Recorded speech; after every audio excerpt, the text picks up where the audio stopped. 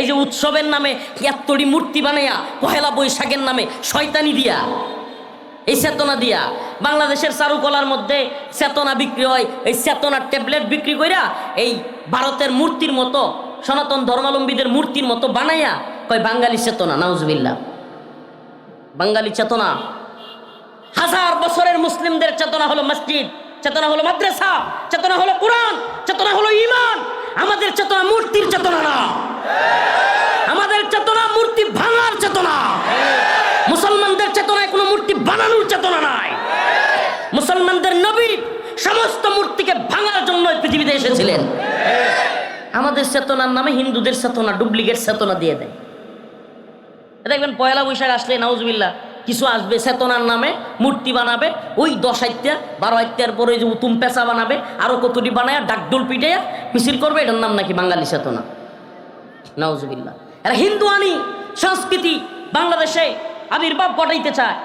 17 বছর এগুলো করে গেছে আওয়ামী লীগ। এগুলো করে কি হয়েছে?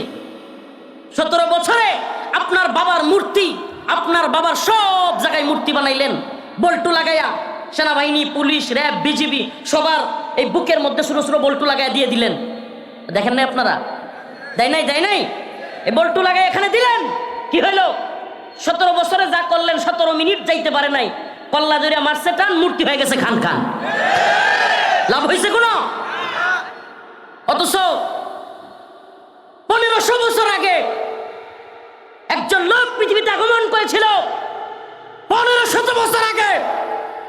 এখনো যেই লোক পৃথিবী থেকে চলে গেছেন 1500 বছর আগে, যার কোনো ছবি নাই, সারা পৃথিবীতে একটা মূর্তি নাই, ভাস্কর্য নাই, সারা পৃথিবীতে কোনো টাকার মধ্যে ছবি নাই, অফিস আদালতে ছবি নাই, পৃথিবীর কোথাও ছবি নাই, কিন্তু সেই লোকটাকে নিয়ে একবার কেউ কটূক্তি করলে, রাজা হোক, মন্ত্রী মিনিস্টার হোক, পৃথিবীর সবচেয়ে বড় ক্ষমতাসীন লোক হোক, এই পৃথিবীতে ওই লোককে নিয়ে একটা কথা বললে 150-200 কোটি মুসলমান একত্রে চিৎকার দিয়ে উঠে পৃথিবীর সমস্ত ক্ষমতাসীনদের তখতে তাউস নড়ে যায়।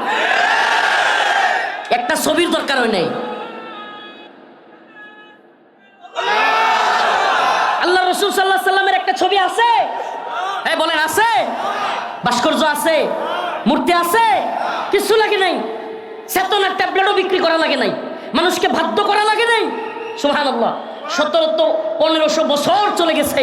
মুহাম্মদ আরবির ভালোবাসা মানুষের অন্তরের ভিতরে এমন ভাবে, সুবহানাল্লাহ, এখনো যে কেউ আল্লাহ নবীর নিয়ে কটূক্তি করলে পুরো পৃথিবী একবারে কাঁপে ওঠে। এই গোটা পৃথিবীর তথাকথিত গোড়ার ডিমের সুপার পাওয়াররা সহ ভয় পায় যে মুসলমানদের একটা জায়গায় মুসলমানদের কোনো স্যাক্রিফাইস নাই, মুসলমান এই জায়গায় স্যাক্রিফাইস করা যাবে না। আল্লাহর নবীকে নিয়ে যে গালি দিবে, মান সাব্বা নাবিয়ান ফাকতুলু, আল্লাহর নবীকে গালি দেওয়ার শাস্তি মৃত্যুদণ্ড, পৃথিবীতে থাকবার অধিকার নাই। প্রিয় ভাইরা আমার, কথাগুলো কেন বললাম?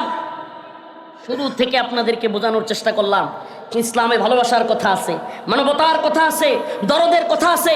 কোনো অমুসলিমও যদি অসুস্থ হয় তাকে চিকিৎসা দেওয়ার কথা আছে। কোনো অমুসলিমও যদি নাউজুবিল্লাহ দর্শিতা হওয়ার চান্স থাকে তাকে বাঁচানোর কথা বলা আছে। বুঝেন, আমাদেরকে এই শিক্ষা দেওয়া হয়েছে। কিন্তু আমাদের রসুলকে নিয়ে, দিনকে নিয়ে কেউ বাড়াবাড়ি করবে, আমাদের ইসলামকে নিয়ে, আল্লাহকে নিয়ে, আল্লাহ রসুলকে নিয়ে কেউ কটূক্তি করবে, তাকে ছাড় দেওয়া হবে? ছাড় দেওয়া যাবে? অসম্ভব, তাকে ছাড় দেওয়া যাবে না, কখনো ছাড় দেওয়া যাবে না। ছাড় ততক্ষণ চলবে যতক্ষণ সে ইসলামের গণ্ডির ভিতরে থাকে। কথা বুঝতে পারছেন? মুহাম্মদ বিন মাসলামা, একটা মজলিস হচ্ছে, সুবহানাল্লাহ, আল্লাহ রসুল বললেন যে এদের কোনো ক্ষমা নাই। এর মধ্যে একজনের নাম হলো কাব বিন আশরাফ। একজনের নাম কি? আচ্ছা, কাব বিন আশরাফের ঘটনার আগে আরেকটু ছোট্ট একটা ঘটনা বলি। আল্লাহ রসুল সবাইকে ক্ষমা ঘোষণা করলেন। আল্লাহ রসুল সাহাবীদের বললেন যে যারা আমাকে এবং আল্লাহকে গালি দিছে, আল্লাহ এবং তার রসুলকে গালি দিছে, এদের ক্ষমা নাই। এদেরকে যেখানে পাবা পারলে পৃথিবীর কোনো ইসলামিক স্কলার একথা মিথ্যা প্রতিপন্ন করুক, আল্লাহ রসুল বলেছেন যে আল্লাহ এবং তার রসুলকে গালি দিয়েছে তাকে ক্ষমা করবা না। এমনকি কাবার গিলাপ ধরেছিল একজন। কাবার গিলাপ কোথায়? ইবনে কতল। নাম কি? ইবনে কতল নামে এক মুশরিক মালউন আল্লাহর রসুলকে কটূক্তি করত। ও গিয়া ভয়ে কাবার গিলাপ ধরে রাখছে। কাবা শরীফের আশপাশে হেরেমের ভিতরে মুসলমানরা কাউকে কি করে না, মারে না, এই ডরে যে ওখানে গিয়ে ধরে রাখছে। সাহাবায়ে কেরাম বললেন, ইয়া রাসূলুল্লাহ, ইবনে কতল তো ভয়ে গিয়া কাবার গিলাপ ধরে রাখছে, এখন কি করব? আল্লাহ রসুল বললেন, ও যদি কাবার গিলাপও ধরে রাখে ওরে হত্যা করো, ও রসুলকে গালি দিয়েছে। সুবহানাল্লাহ বলবেন না? কাব বিন আশরাফ ইহুদিদের বড় নেতা, দুর্গের ভিতরে থাকতো। এই বদমাইশ এত বড় সড়ো চেহারা ছিল, হাদিসের মধ্যে আসছে তৎকালীন আরবে কাব বিন আশরাফের মতো মানুষ পাওয়াই কঠিন ছিল। এত বড় দামরা, একবারে বডি লম্বা, সব বিশাল মানুষ, 7-8 জন 10 জনও তার সাথে পারবে না যুদ্ধ করে, এরকম শক্তিশালী মানুষ। কাব বিন আশরাফ আল্লাহ রসুলকে কটূক্তি করতো, গালি দিত। আল্লাহ নবীর শুধু গালি দিত না, নাউজুবিল্লাহ, আল্লাহ রসুল সাল্লাল্লাহু আলাইহি সাল্লামকে নিয়ে কবিতা বানাইতো, কটূক্তিমূলক কবিতা, নাউজুবিল্লাহ, ব্যঙ্গচিত্র, ব্যঙ্গ করে কবিতা লিখত। আল্লাহ রসুল সাল্লাল্লাহু আলাইহি সাল্লাম মজলিসের ভিতরে সাহাবায়ে কেরামকে বললেন, হে আমার সাহাবারা, তোমাদের মধ্যে কে আছো যে কাব বিন আশরাফকে হত্যা করবে? সুবহানাল্লাহ বলবেন। আশা প্রকাশ করতেছে, আশা। মুহাম্মদ বিন মাসলামা রাদিয়াল্লাহু আনহু দাঁড়ায় গেলেন, ইয়া রাসূলুল্লাহ, আপনি কি পছন্দ করেন আমি কাব বিন আশরাফকে হত্যা করি? আল্লাহ রসুল বললেন, হ্যাঁ। তখন মুহাম্মদ বিন মাসলামা বললেন, ইয়া রাসূলুল্লাহ, তাইলে আমারে একটু অনুমতি দেন, আমি একটু গাল গল্প করব, খুশ গল্প করব, মানে বানায়া গল্প আছে না, বানায়া সিনায়া কিচ্ছা, এগুলা বলবো, এগুলার অনুমতি দেন। সুবহানাল্লাহ বলবেন, আল্লাহর রসুল মিথ্যা গল্প বলার অনুমতি দিলেন? হ্যাঁ দিলেন। সুবহানাল্লাহ। কেন দিলেন? যুদ্ধ হলো কৌশলের নাম। যুদ্ধ কিসের নাম? যুদ্ধের মধ্যে আপনি যদি সব সত্য কথা বলে দেন প্রতিপক্ষকে, তাহলে আপনি যুদ্ধে জিততে পারবেন? আপনার প্রতিপক্ষকে যদি জানায় দেন আপনি কোথায় অস্ত্র রাখছেন, রাখছেন, সব সত্য কথা বলে দেন, তাইলে কি আপনি যুদ্ধে জিততে পারবেন? আল্লাহ রাসূল সাল্লাল্লাহু আলাইহি সাল্লাম বললেন, ঠিক আছে, অনুমতি দেওয়া হলো। কাব বিন আশরাফের কাছে মুহাম্মদ বিন মাসলামা রাদিয়াল্লাহু আনহু তার সাথে আরো 2-3 জনকে নিয়ে গেলেন। একজনের নাম সম্ভবত আবু নাইলা রাদিয়াল্লাহু আনহু। ওনারা গেলেন, গিয়া কাব বিন আশরাফকে বললেন, কাব, আর বলিও না, মুহাম্মদরে নিয়ে খুব পেরার মধ্যে আছি, ঝামেলার মধ্যে আছি। কয় কি হইছে? কয় আর বলিও না, যাকাত দিতে দিতে মুহাম্মদ রে আমরা শেষ হয়ে যাচ্ছি। নাউজুবিল্লাহ।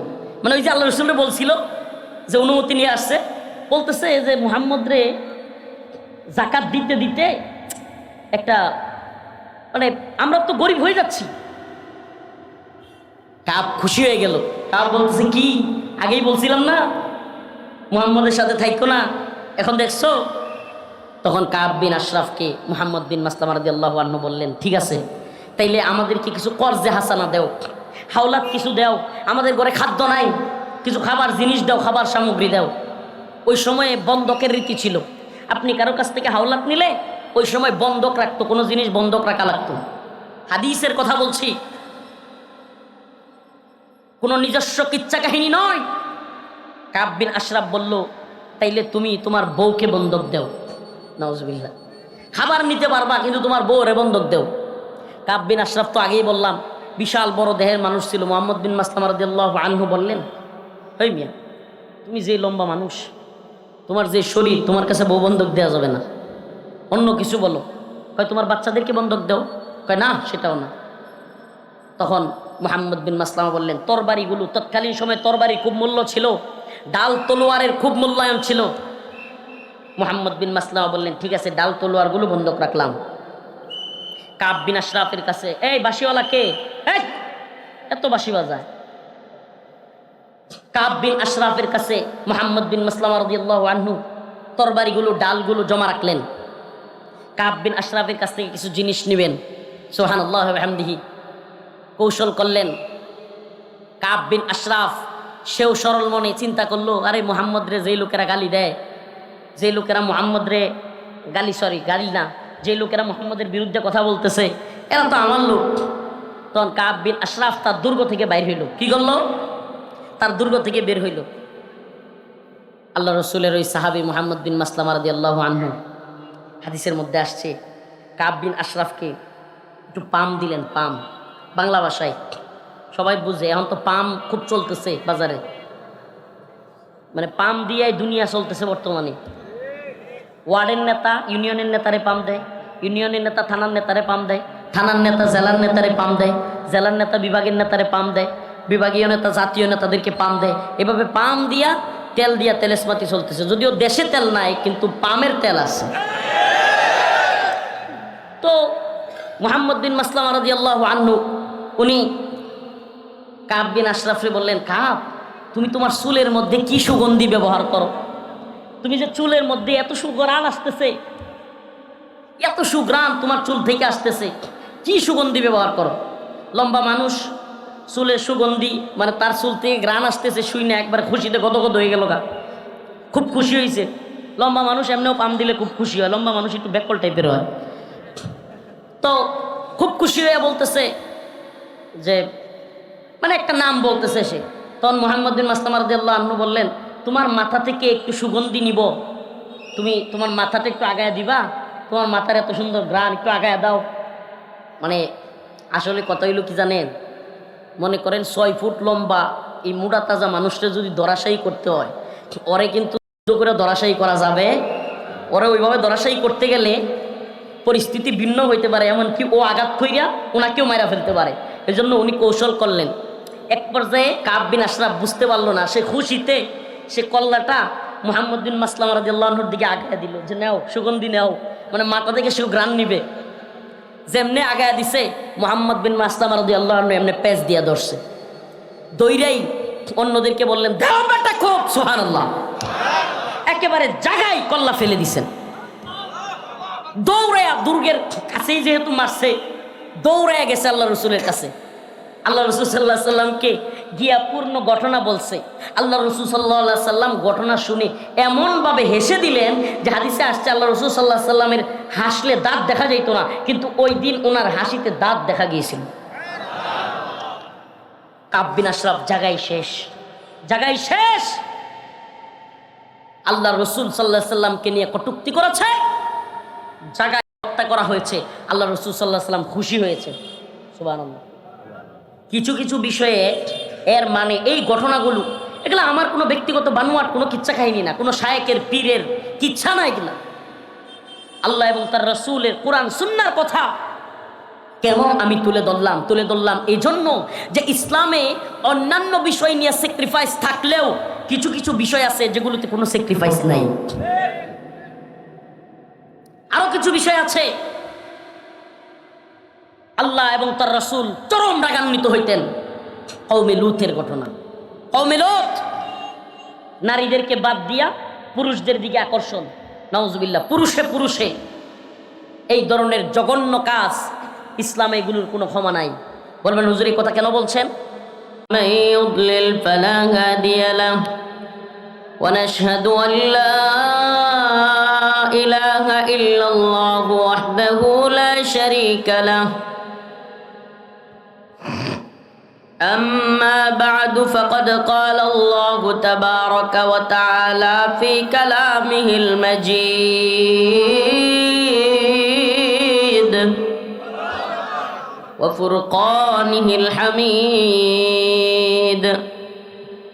أعوذ بالله من الشيطان الرجيم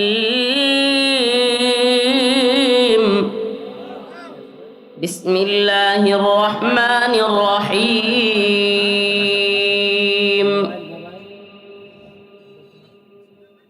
ولئن سألتهم ليقولن إنما كنا نخوض ونلعب قل بالله وآياته ورسوله كنتم تستهزئون لا تعتذروا قد كفرتم بعد إيمانكم صدق الله مولانا العظيم وصدق رسوله النبي الكريم ونحن على ذلك من الشاهدين والشاكرين والحمد لله رب العالمين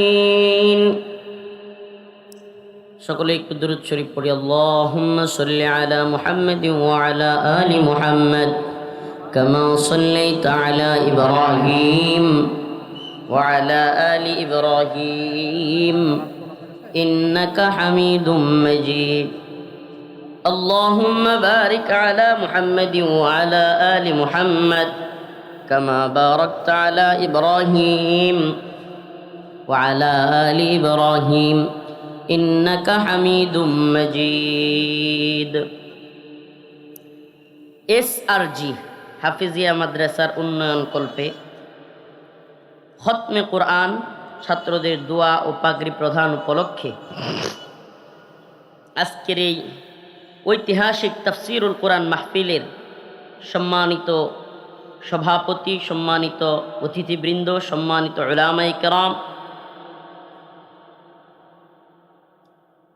সম্মানিত মুরব্বিয়ানে আযম, প্রিয় যুবক ভাইরা, স্নেহের ছোট ভাইরা, পর্দানিশীন শ্রদ্ধেয়া মা ও বোনেরা, আল্লাহ রব্বুল আলামিনের দরবারে অসংখ্য অগণিত শুকরিয়া যে মহান রব্বুল আলামিন আপনাকে আমাকে এই আনসিজনাল প্রোগ্রামেও এত সুন্দর আবহাওয়ার মধ্যে সুযোগ করে দিয়েছেন কোরআনের কথা শোনার, কোরআনের কথা বলার। এই জন্য একবার রব্বে কাবার দরবারে কালিমাতুশ শুকুর আদায় করে স্বতঃস্ফূর্ত আওয়াজ করে বলি আলহামদুলিল্লাহ। বৈরী আবহাওয়া, প্রায় দিনই বৃষ্টি হয়, প্রচণ্ড জ্বর হয়। আলহামদুলিল্লাহ যে আজকের আবহাওয়াটা আমাদের জন্য খুবই সুন্দর,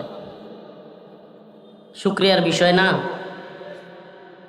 আল্লাহ পাক আমাদেরকে এই সুন্দর পরিবেশ করে দিয়েছেন, এজন্য আবারও অন্তঃস্থল থেকে একবার কালিমাতুশ শুকুর আদায় করে বলে আলহামদুলিল্লাহ। প্রিয় হাজিরিন, প্রিয় উপস্থিতি, আল্লাহ রব্বুল আলামিন আজকে আমাদেরকে এই বালুকগাছি পুটিয়া রাজশাহীতে একত্রিত করেছেন। আল্লাহ তাআলার কাছে এর জন্য শুকরিয়া আদায় করেছি। আমি আপনাদের সামনে সূরাতুত তাওবার 65 নম্বর আয়াতে কারিমা তিলাওয়াত করেছি। আমরা জানি আল্লাহ রব্বুল আলামিন রহিম, আল্লাহ রব্বুল আলামিন রহমান, আল্লাহ রব্বুল আলামিন অত্যন্ত দয়ালু, দয়ার সাগর। আল্লাহ রব্বুল আলামিন অনেক দয়াবান। পৃথিবীর সমস্ত মানুষের দয়া একত্রিত করলেও আল্লাহর দয়ার এক বিন্দু পরিমাণ সমান হবে না। আল্লাহ পাক তার বান্দাদেরকে যেই পরিমাণ ভালোবাসেন সেটাও পৃথিবীর সমস্ত ভালোবাসাকে একত্রিত করলেও একে অপরের প্রতি ওই ভালোবাসার কাছে কোনো মূল্যই থাকবে না। অথচ আমরা পৃথিবীতে কি দেখি? মা বাবা সন্তানকে কি পরিমাণ ভালোবাসে, মোহাব্বত করে কি করে না? অনেক মোহাব্বত করে। কিন্তু আল্লাহর ভালোবাসার কাছে মা বাবার ভালোবাসা কোনো তুলনাই চলে না। সুবহানাল্লাহ। আল্লাহ পাক তার বান্দাকে এত বেশি ভালোবাসেন, অথচ মা বাবার ভালোবাসা দেখলেই অবাক হয়ে যায়। মানে জীবন দিয়ে হলেও একজন বাবা মা তার সন্তানকে ভালোবাসতে চায়, মানে নিজের জীবনের চাইতেও নিজের জীবনের পরোয়া করে না, মায়া করে না, একজন সন্তানকে এত বেশি ভালোবাসে। মা বাবা যেমন এত ভালোবাসার পরেও মাঝে মাঝে সন্তানকে শাসন করেন, ঠিক তেমনিভাবে আল্লাহ রব্বুল আলামিনেরও দুইটা সাইট আছে। আমরা যেটা বেশি শুনি রহিম, রহমান, দয়ালু, দয়ার সাগর, একটা রেহাল দিয়েন, হাঁটুর নিচে চলে যায় তো। ঠিক তেমনিভাবে আল্লাহ রব্বুল আলামিন ওনার একটা নাম আছে আল কাহ্হার। উনি খুব রাগান্বিত হন, কঠোর হন। দয়ার যেমন ওনার অপরিসীম দয়া, তেমনিভাবে কঠোর হলে উনি ভয়ঙ্কর শাস্তিও দেন। সুবহানাল্লাহ। এই জন্য কোরআনের যত জায়গায় দেখবেন যে জান্নাতের আলোচনা আছে, ঠিক তত জায়গায় জাহান্নামেরও আলোচনা আছে। জান্নাতের আলোচনার পাশাপাশি কিসের আলোচনা আছে? জাহান্নামের আলোচনা আছে। আশার কথা বললে, কোনো কিছু দেওয়ার কথা বললে, আল্লাহ তাআলা ভালোবাসার কথা বললে সেখানে খৌফের কথাও বলেন, ভয়ের কথাও বলেন, ভয়ও দেখান। এটার কারণ কি? কারণ হলো মানুষকে আপনি কখনোই, মানুষ ফিতরাতান এমনভাবে আল্লাহ পাক সৃষ্টি করেছেন, মানুষকে আপনি কোনো এক সাইড দিয়া নিয়ন্ত্রণ করতে পারবেন না। কেমন? শুধু ভালোবাসা দিয়া আপনি আপনার বাচ্চাটাকেও নিয়ন্ত্রণ করতে পারবেন না। মাঝে মাঝে শাসনও লাগে, লাগে কি লাগে না? যেমন আমার মামা আজকে গাড়িতে একটা ঘটনা শোনাইতেছিল যে ওনার বাবু ওনার বাচ্চা খুব আদর করে সবাই, তো ঠান্ডা লাগছে, জ্বর ঠান্ডা, এরপরেও সে পানির মধ্যে হাত দিতেছে, পানি উঠাইতেছে, ঠান্ডা পানি। এখন ঠান্ডা পানিতে যদি আরো হাত দেয়, আরো ঠান্ডা পানি উঠায়, তাইলে এই বাচ্চার জ্বর কমবে না বাড়বে? তখন উনি একটু রাগ দেখাইলেন। তো এই রাগ দেখানোর কারণে বাচ্চাটা চিৎকার করে কান্না করে দিল। চাচার একটা মাইক দেন, চাচার একটা মাইক দেন। তো বাচ্চাটা কান্না করে দিল। আমাকে বলেন, যদি বাচ্চাটাকে ওই সময় দমক না দিয়ে পানির মধ্যে ছেড়ে দেওয়া হইতো, তার ঠান্ডা আরো বাড়তো না কমতো? জ্বর কমতো না বাড়তো? তার মানে বোঝা গেল আদরের সাথে সাথে শাসনেরও প্রয়োজন। মানুষকে আল্লাহ পাক সৃষ্টি করেছেন এমন ভাবে যে মানুষকে নিয়ন্ত্রণ করতে হলে শুধু ভালোবাসা দেওয়া হয় না, আবার শুধু শাসন দেওয়া হয় না। আমাদের আল্লাহ মাফ করুক, অনেক গার্ডিয়ানরা বেশি বেশি শাসন করে, অনেক উস্তাদরা ছাত্রদেরকে বেশি বেশি শাসন করে, ওই ছাত্রকে আরো নষ্ট করে ফেলে। এটা কথা মনে রাখবেন, শাসন করে সে, সুহাগ করে যে। শাসন করে সে, সুহাগ করে যে। আদর করবে, যে ভালোবাসবে, সেই লোকেরই অধিকার আছে বাচ্চাকে শাসন করা। কিন্তু যে শাসন করে শুধু, আদর করে না, সুহাগ করে না, ওর শাসন কোনোদিন কাজে লাগবে না। উল্টা ওর শাসন বুমেরাং হবে, উল্টা ওই বাচ্চা আরো মানসিকভাবে উল্টা হয়ে যাবে, মানসিকভাবে হিটলারের মন মানসিকতার হবে। হিটলারের জিন্দিগি বললে পাওয়া যায়, এগুলো তো আর কোরআন হাদিস না, বাস্তবতা আল্লাহ পাক ভালো জানে। যে ওর মা নাকি মারা গেছিল, ওর সৎ মা ওকে লালন পালন করতে গিয়ে অনেক কষ্ট দিছিল। ও ওই রাগান্বিত হইতে হইতে হইতে হইতে আস্তে আস্তে মানসিকভাবে এমন হার্ড হয়ে গেছিল। আপনি দেখবেন যে কোনো সংসারে যদি মা মারা যায়, বাচ্চাদেরকে অতিরিক্ত শাসন করে সৎ মা কিংবা বাবা বা সংসারের কেউ, ওই বাচ্চাগুলো দেখবেন মানসিকভাবে খুব রাগান্বিত হয় এবং খুব রাগী হয়, জেদি হয়। প্রিয় ভাইরা আমার, বন্ধুগণ আমার, এই কথাগুলো বলবার উদ্দেশ্যটা একটু পরে আমার এই আয়াতের আলোচনার সাথে ঢুকলেই বোঝা যাবে। ডাক্তার, এতক্ষণ তো বাবা মার কথা বললাম, ডাক্তাররা কি করেন? ডাক্তারদের দুইটা দিক। একটা দিক, ডাক্তারদেরকে প্রাথমিকভাবে ডাক্তারিতে যখন নেওয়া হয়, তাকে যখন নার্সিং করা হয় বা তাকে যখন কোর্স করে বা তাকে যখন শিক্ষা দেয়, তখন প্রথমেই বলে তুমি রুগীর সাথে গিয়া প্রথমেই সুন্দর করে ব্যবহার করবা। আসসালামু আলাইকুম, কেমন আছেন, মুস্কি হাসি দিবা, আপনার শরীরটা কেমন, ঠিক আছে কিনা, খাওয়া দাওয়া করছেন কিনা। একজন ডাক্তার যখন একজন রুগীকে এভাবে সালাম দেয়, সুন্দর ব্যবহার করে, তখন কিন্তু ওই রুগীর মনটা ভালো হয়ে যায়, ভয় থাকে না। ওই যেই ডাক্তার সালাম দেয়, সুন্দরভাবে কথা বলে ব্যবহার করে, ওই ডাক্তারই কিছুক্ষণ পর যখন শুনে কিংবা যখন ওই পরীক্ষা নিরীক্ষা করে পাওয়া যায় যে তার অপারেশন লাগবে, কি লাগবে, অপারেশন লাগবে, তখন সেই ডাক্তারই ছুরি কাচি নিয়ে অপারেশন থিয়েটারে গিয়া ওই ডাক্তার ছুরি কাচি নিয়ে তাকে অপারেশন থিয়েটারে নিয়ে অপারেশন করে কি করে না? সুবহানাল্লাহ। এই দুনিয়াবি উদাহরণগুলো কেন বললাম জানেন? আল্লাহ পাক এমনভাবেই এই দুনিয়া, এই তাম পৃথিবী সৃষ্টি করেছেন এবং এই সিস্টেমকে আল্লাহ পাক এমনভাবে তৈরি করে রাখছেন যে এখানে দুইটা জিনিসই লাগবে। এই জন্য প্রিয় ভাইরা আমার, বন্ধুগণ আমার, আল্লাহ রাব্বুল আলামিন রহমান রহিম যেমন বলেছেন, দয়ার সাগর বলেছেন, আদরের কথা, ভালোবাসার কথা যেমন বলেছেন, শাসনের কথাও বলেছেন, জান্নাতের কথা যেমন বলেছেন, জাহান্নামের কথাও বলেছেন। ইসলামের মধ্যে উদারতা শিক্ষা দেওয়া হয়, মানবতার শিক্ষা দেওয়া হয়, ভালোবাসার শিক্ষা দেওয়া হয়। ঠিক তেমনি ভাবে যদি কেউ আল্লাহ এবং তার রাসূলকে নিয়ে কটূক্তি করে, আল্লাহ এবং তার রাসূলকে নিয়ে, দ্বীনকে নিয়ে, ইসলামকে আঘাত করে কেউ কথা বলে, সেখানেও ভালোবেসে দরদ দিয়া, মায়া দিয়া কথা বলবার কথা বলেন নাই। আল্লাহ রাব্বুল আলামিন সেই জায়গায় সুস্পষ্টভাবে বলে দিয়েছেন, ولئن سألتهم ليقولن إنما كنا نخوض ونلعب ولئن سألتهم ليقولن إنما كنا نخوض ونلعب قل أبالله وآياته ورسوله كنتم تستهزئون আল্লাহ রাব্বুল আলামিন বলেন, ও নবী, হে রাসূল, আপনি জিজ্ঞেস করেন, হে আমার প্রিয় হাবিব, আপনি তাদেরকে জিজ্ঞেস করেন, ওয়ালা ইন সালতাহুম লা ইয়াকুলুন্না ইন্নামা কুন্না নাখুদু ওয়া নালআব। একটু আজকের আয়াতের আলোচ্য বিষয় বুঝবার জন্য একটা ঘটনা বলি। তাবুক যুদ্ধের সময় এক মজমার ভিতরে কোরআনের আলোচনা হচ্ছে। কি হচ্ছে? কোরআনের আলোচনা হচ্ছে। এমন সময় এক লোক বলতেছে, এই কোরআন পাঠকারীরা কতই না মিথ্যুক, নাউজুবিল্লাহ। এক লোক বলতেছে, কোরআন তিলাওয়াত যারা করে এরা মিথ্যুক, এরা পেটুক, এরা যুদ্ধের মধ্যে ভীতু কাপুরুষ, নাউজুবিল্লাহ। এক সাহাবী তার ওই কথা শুনে ফেললেন। ওই সাহাবী ওই লোককে বলল, তুমি হচ্ছ মুনাফিক।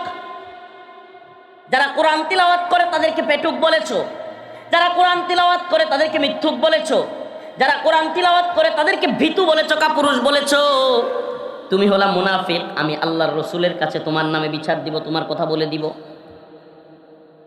সুবহানাল্লাহি ওয়া বিহামদিহি। আল্লাহর রাসূল সাল্লাল্লাহু আলাইহি ওয়াসাল্লামের কাছে ওই সাহাবী গেলেন। যাওয়ার সাথে সাথে কোরআনের আয়াত নাজিল হয়ে গেল। সুবহানাল্লাহ বলবেন না? যাওয়ার সাথে সাথে কোরআনের আয়াত নাজিল হয়ে গেল। কোরআনের আয়াত আল্লাহর রাসূল তিলাওয়াত করতে লাগলেন। ওয়ালা ইন সাআলতাহুম লা ইয়াকুলুন্না ইন্নামা কুন্না নাখুদু ওয়া নালআব কুল আবিল্লাহি ওয়া আয়াতিহি ওয়া রাসূলিহি কুনতুম তাস্তাহজিউন। আল্লাহর রাসূল সাল্লাল্লাহু আলাইহি ওয়াসাল্লামকে আল্লাহ পাক জানায়া দিলেন এই মুনাফিকের ব্যাপারে। ও আসছে, আসার সাথে সাথে আল্লাহর রাসূল তিলাওয়াত করতেছেন। কি? যে আপনি যদি তাদেরকে জিজ্ঞেস করেন, আল্লাহ রসুলকে আল্লাহ বলতেছে যে আপনি তাকে জিজ্ঞেস করেন যে তুমি কেন আল্লাহ এবং তার রাসূলকে নিয়ে কটূক্তি করলা, সে বলবে লা ইয়াকুলুন্না ইন্নামা কুন্না নাখুদু ওয়া নালআব। না না, আমি তো কটূক্তি করছিলাম না, আমি তো ঠাট্টা মশকারি করছিলাম না, আমি জাস্ট একটু আনন্দ করছিলাম, জাস্ট একটু কৌতূহলবশত মজা করতেছিলাম। নাউজুবিল্লাহ। আমাদের সমাজেও এমন অসংখ্য লোক আছে কিনা যারা কিনা দিন নিয়ে, আলেম ওলামাদেরকে নিয়ে উল্টাপাল্টা কথা বলে, কিন্তু আপনি যখন যায়া ধরবেন, এলাকাবাসী সবাই মিলে ধরবে, তখন না না আমি তো দুষ্টামি করতেছিলাম। বলে কি বলে না? প্রিয় ভাইরা আমার, বন্ধুগণ আমার, আল্লাহ তাআলা বলতেছেন, ওয়ালা ইন সাআলতাহুম লা ইয়াকুলুন্না ইন্নামা কুন্না নাখুদু ওয়া নালআব। আপনি যদি তাদেরকে জিজ্ঞেস করেন, আপনি যদি তাদেরকে বলেন যে তোমরা কি কুল আবিল্লাহি ওয়া আয়াতিহি ওয়া রাসূলিহি কুনতুম তাস্তাহজিউন, যে আল্লাহ, তার কোরআন, তার রাসূলকে নিয়ে মজা করতেছিলা। নাউজুবিল্লাহ। আল্লাহ নিজে বলতেছেন, আপনি যদি তারে জিজ্ঞেস করেন তুমি এত ভয়ঙ্কর কথা কেন বললা, কোরআন তিলাওয়াতকারীকে মিথ্যুক বললা, কোরআন পাঠকারীকে ভীতু বললা, কোরআন পাঠকারীকে তুমি পেটুক বললা, এগুলো তুমি কেন বললা? আপনি যদি তাকে জিজ্ঞেস করেন, সে বলবে কুল আবিল্লাহি, সে বলবে ইন্নামা কুন্না নাখুদু ওয়া নালআব, আমি তো মজা করতেছিলাম। আল্লাহর রাসূলকে আল্লাহ বললেন, হে রাসূল, আপনি বলেন কুল আবিল্লাহ ওয়া আয়াতিহি ওয়া রাসূলিহি কুনতুম তাস্তাহজিউন, তুমি কি আল্লাহ এবং তার রাসূলকে নিয়ে কটূক্তি করছিলে? লা তা'তাযিরু ক্বাদ কাফারতুম বা'দা ঈমানিকুম, লা তা'তাযিরু ক্বাদ কাফারতুম বা'দা ঈমানিকুম। কোনো উযর আপত্তি দেখাবে না, কোনো উযর আপত্তি গ্রান্টেড তোমার গ্রহণ করা হবে না। ক্বাদ কাফারতুম বা'দা ঈমানিকুম, তুমি ঈমান আনার পর কুফরি করেছো। নাউযুবিল্লাহ। চিন্তা করছেন? আল্লাহ বলছে তোমার কোনো উযর, আল্লাহকে নিয়া, তার রাসূলকে নিয়া, কোরআন নিয়া, দিন নিয়া টিটকারি করার পর, মজা করবার পর কোনো উযর আপত্তি গ্রহণ করা হবে না। তুমি ঈমান আনার পর কুফরি করে ফেলছো। নাউযুবিল্লাহ। তাইলে আমরা ওই কিছুক্ষণের আলোচনায় একটা জিনিস ক্লিয়ার হলাম যে আল্লাহ পাক যেমন দরদি, আল্লাহ পাক যেমন জান্নাতের কথা বলেন, আল্লাহ তাআলা যেমন আশার কথা বলেন, আল্লাহ পাক যেমন মানুষকে সুখ শান্তির কথা বলেন, আল্লাহ তাআলা যেমন আমাদেরকে ভালোবাসার কথা বলেন, তেমনিভাবে আল্লাহ পাক অপরাধের কারণে বান্দার প্রতি গরম হন। আমি কি আমার কথা বুঝাইতে পারতেছি না? আপনারা কি আমার কথা শুনতেছেন? আল্লাহ পাক গরম হন। সুবহানাল্লাহি ওয়া বিহামদিহি। আপনারা মক্কা বিজয়ের কথা শুনেছেন কিনা? আল্লাহ রাসূল সাল্লাল্লাহু আলাইহি সাল্লাম মক্কা বিজয় করলেন। মুহূর্তটা কেমন আপনারা একটু বলি, মুহূর্তটা কেমন? মনে করেন একদল লোক আপনারে আহত করলো, আপনার সন্তানকে হত্যা করলো, আপনার সামনে আপনার স্ত্রীকে লাঞ্ছিত করলো, এলাকায় নাউজুবিল্লাহ নির্যাতন করলো, নিপীড়ন করলো। এরপরেও তার খায়েশ মিটে নাই।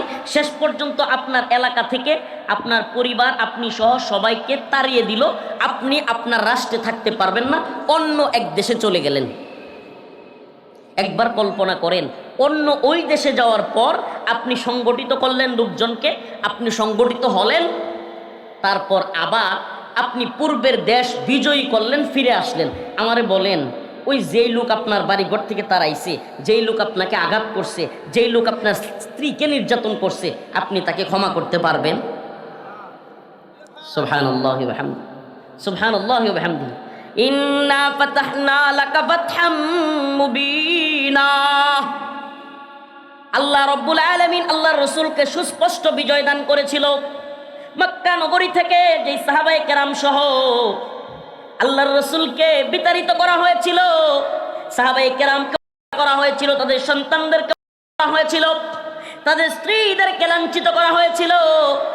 আল্লাহর রাসূল মক্কা থেকে মদিনায় হিজরত করে তার নিজের ভূমি থেকে বিতাড়িত হয়ে ওই দেশে গেলেন।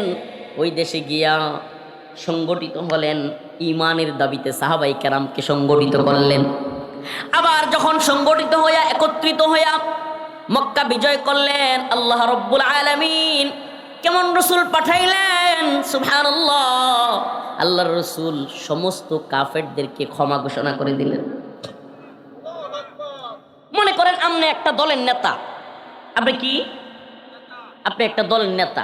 এখন আমনের দলের প্রায় লোকদেরকে হত্যা করা হয়েছে, আমনের দলের লোকদেরকে আহত করা হয়েছে, আপনার দলের লোকদের নারীদেরকে লাঞ্ছিত করা হয়েছে, তাদের সন্তানদের করা হয়েছে। এখন আপনার দল বিজয়ী হয়েছে। এখন আপনি বললেন যে আমি সবারে মাফ করে দিলাম, কারো কোনো বদলা নিব না। আমি চ্যালেঞ্জ করলাম, পৃথিবীতে কোনো দলের নেতা নাই যেই দলের নেতাকে ওই নেতার কর্মীরা মানবে না।